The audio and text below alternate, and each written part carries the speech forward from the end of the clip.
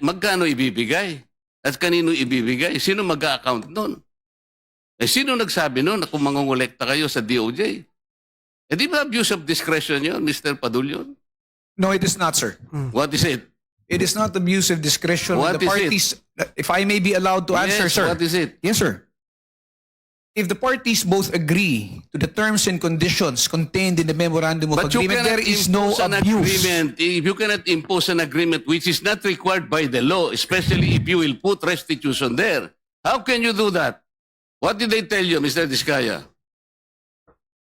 Your Honor, kung magkano po ang i-restitute po muna namin. Ano sabi nila? Magkano daw? Ako po, hindi ko po masabi kung magkano po. Kasinungalingan po yung sinasabi ni Mr. Diskaya na agad-agad silang sinabihan na magsoli ka. During the first hearing of the Blue Ribbon Committee, of which I was the chairman, I already pointed out na ang sumbong sa Pangulo was based on the MIPS submission, which is wrong. Nagtataka ako kasi, Mr. Chair, kung bakit hanggang ngayon ayaw pa nilang sabihin yung dahilan. Nung pinag-submit kayo ng Pangulo, whatever reference data you might have, pwede naman yung ibigay yung PCMA. The PCMA is more accurate than the MIPS. Yusek Bernardo, will I be correct in assuming that? Mr. Chair, tama po, yung PCMA po yung actual. Yes, and then there is even more accurate than the MIPS and the PCMA. Ito yung tinatawag ninyong Survey 123. Tama? Nga nga itong siguro, maski ang chairman, naguguluhan sa inyo, bakit nga yun ang una nyong naisip? Of course, nagpaliwanag si former secretary, tama naman yun, at sa pagmamadali, dahil nga kailangan na ng Pangulo, ang naisip ay yun muna. MIPS. Pero ito multi-year kasi. Kahit paano mo isipin, yung multi-year, gumagalaw naman yun eh. Kung pagbabasihan po natin ang inyong mga records, tingnan po ninyo, sinasabi pa nga dyan sa PCMA, this is geotag ito eh. Di ba? Real time. So doon pa lamang sa real time, geotag, dapat yun ang binigay ninyo. So na-lessen sana yung 421. Anyway, sabi ni former secretary, it's mind-boggling na 421 naman. Siguro nga sa karanasan naman niya, baka naman siguro 20 hanggang 50 siguro, baka maniwala sa mga. Pero 421, sabi niya medyo katakataka. Pero, Mr. Secretary, I will refresh your memory. Nung ako pa yung chairman, I was expecting na ang pinag-uusapan natin, wala pa tayong numbers noon eh. But nung mag-deliver ng first privilege speech ang ating chairman, kinuwenta namin lahat. Sabi ko, pagka ganito, hindi ko kulangin sa 50 ang potential numbers ng ghost projects. And at that time, you even agreed with me na maaaring ang ganon. Pagkatapos, yung second meeting, naalala ko, Mr. Chair, dalawa lang yung sinabit mo, Yusek, Secretary, na ghost projects ng flood control. Ito nga yung dalawang projects ng SIMS at saka yung Wawaw na nando sa may Capiz, Taliptip River sa Perez, Bulacan. At yung isa naman ay yung reinforced concrete river wall sa Baliwag, Bulacan. So I was a little bit annoyed. Alam mo naman yun, tinext kita. Sabi ko, this is not our agreement. I was hoping that you will submit to us at least or not less than 50 ghost projects. And then you will remember that because of that text, you texted me back. Tiningnan ko uli yun. The date is August 30, 2025. And you bear me a list of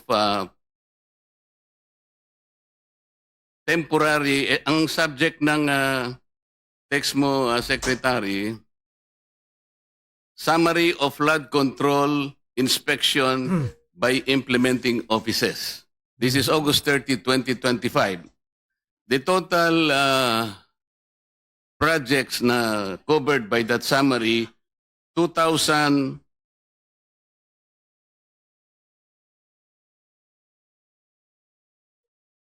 2,113.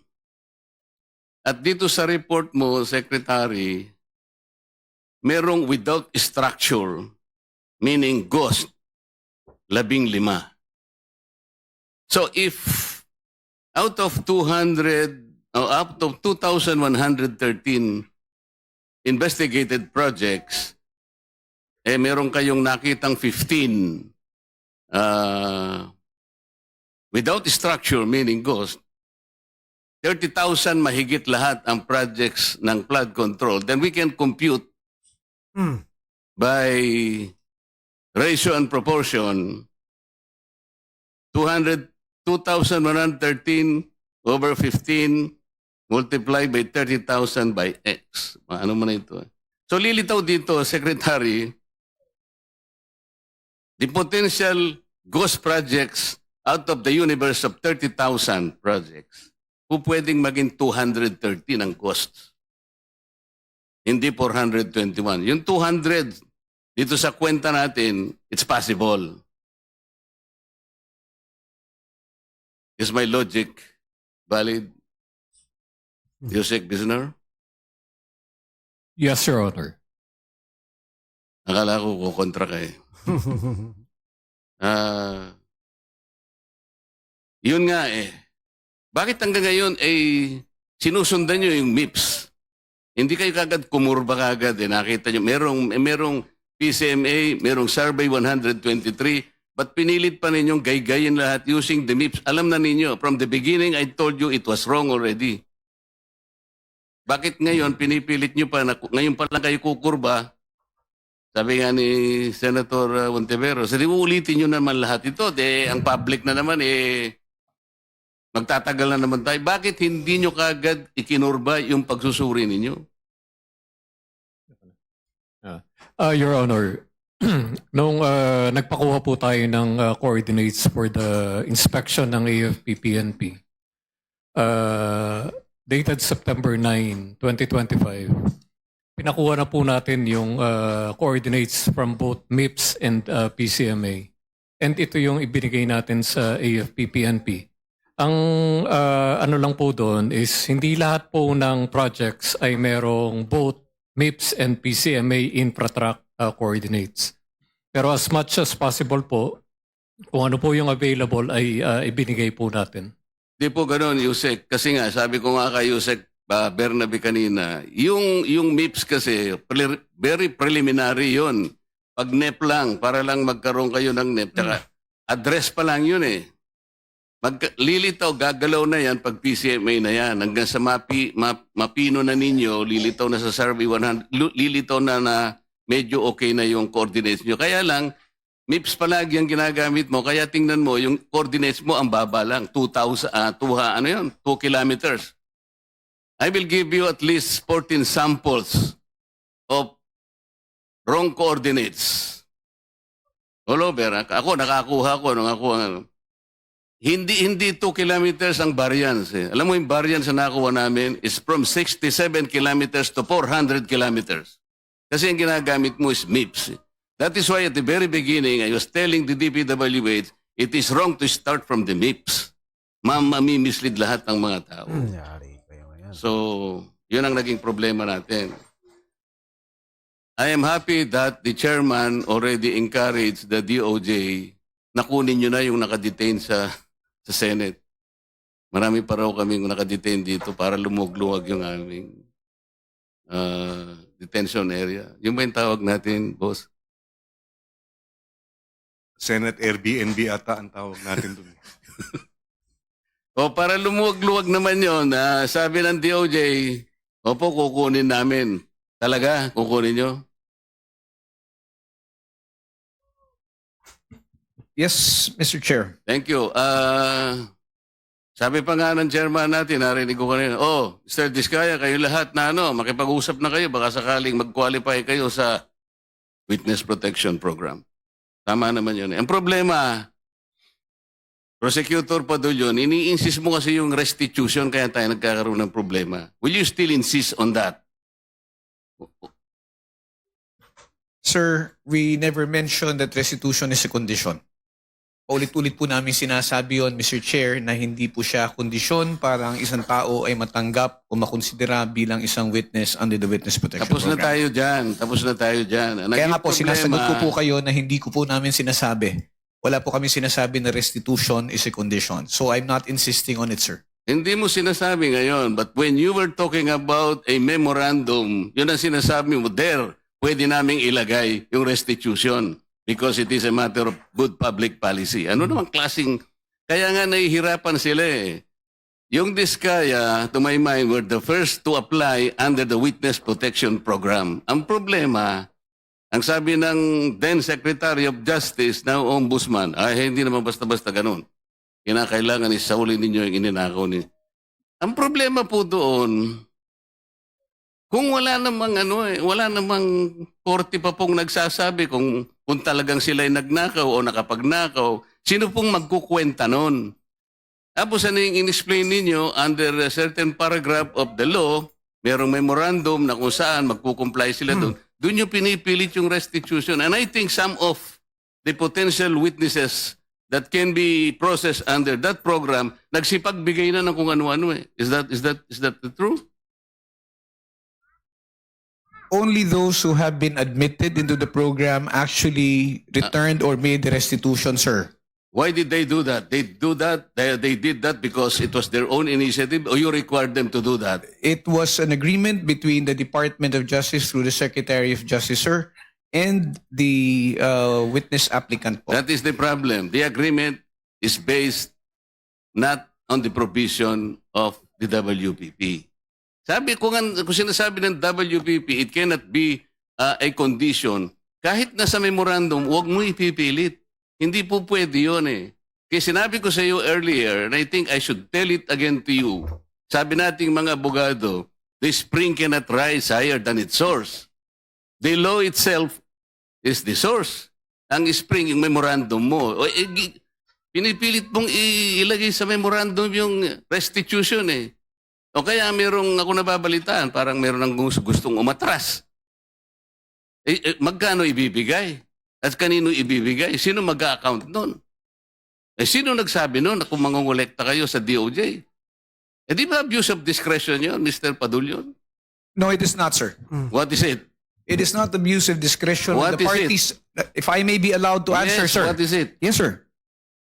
If the parties both agree to the terms and conditions contained in the memorandum of But you agreement, cannot there is no impose an abuse. agreement. If you cannot impose an agreement which is not required by the law, especially if you will put restitution there.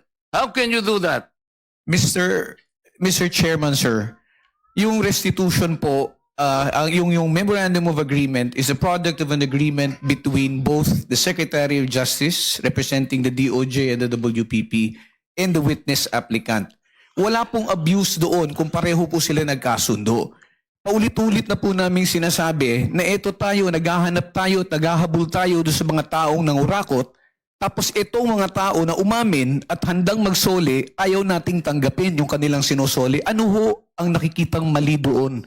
Para po sa amin, para ho maibsan kahit papano yung sakit at pagdurusa ng ating mga kababayan na nakikita nila na napakalaking pera ang nawala. Ano ho ba yung maibalik natin yung kaunti? And remember, Mr. Chair, if I may... Do not preach to the choir. No, I'm not preaching, Sandali Mr. sandali lang. Ang pinag-uusapan natin, these people are supposed to be potential witnesses for the state. Kailangan tulungan natin ang Estado para ma-prosecute kung sino-sino ang dapat managot. Kaya nga natin sila ilalagdag. Mahirap ang gagawin nila. Malalagay sa alangin ang buhay nila. Kaya nga yung witness protection is for them. Sa title lang makikita mo, witness protection in interest para sa kanila yon. So yung memorandum of agreement, ay yun ay dahilan lamang para masiguro mo na sila'y makikipag-cooperate. Kasi kahit na sila'y na-approve under the witness protection program, but they will not cooperate based on the memorandum, pwede mo siyang i-discharge eh. Alam mo, the court can still do that. At saka yung final approval ng witness, state witness, nasa court yun eh.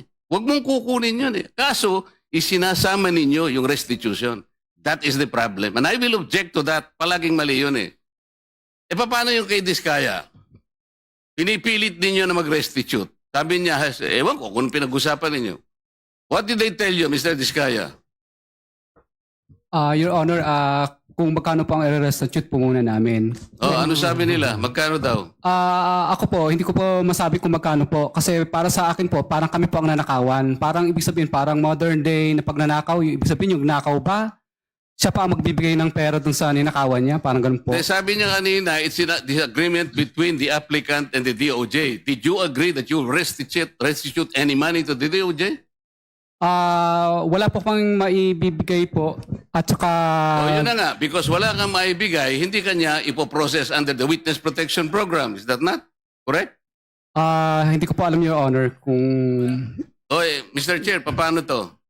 Ito si Mr. Diskaya, he was the first kayang asawa niya who applied under the WPP. The problem is, ang sabi ng dating DOJ Secretary, hindi, kinakailangan isoli muna yung mga pinagnanakaw. Hindi po pwedeng ganun-ganun lang.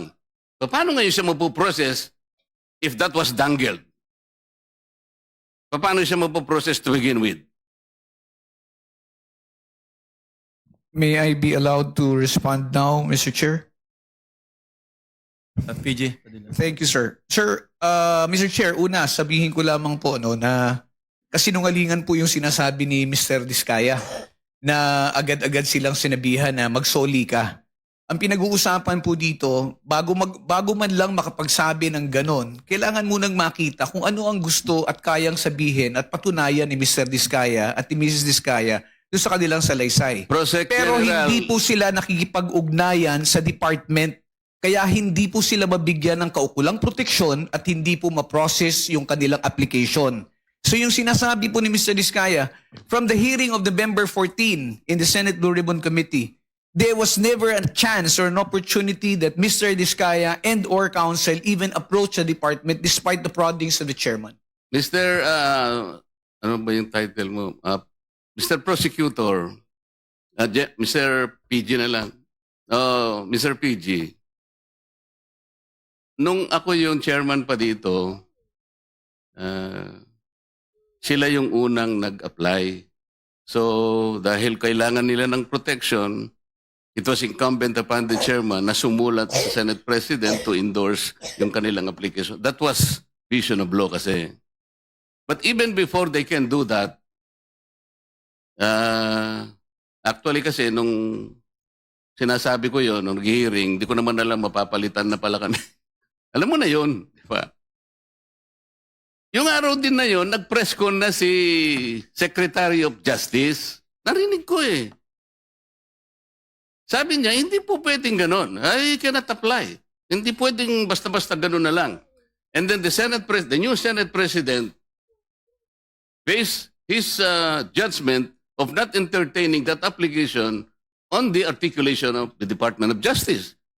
So, ang tinatanong ko nga sa inyo, hindi siya sinungaling. Ang mismong kayo ang nagbigay na ng condition kasi. Kaya sinasabi ko, if you insisted on the condition of restitution, how can Diskaya or any other persons similar to his situation even begin to apply under the WPP? If I may respond, Mr. Chair.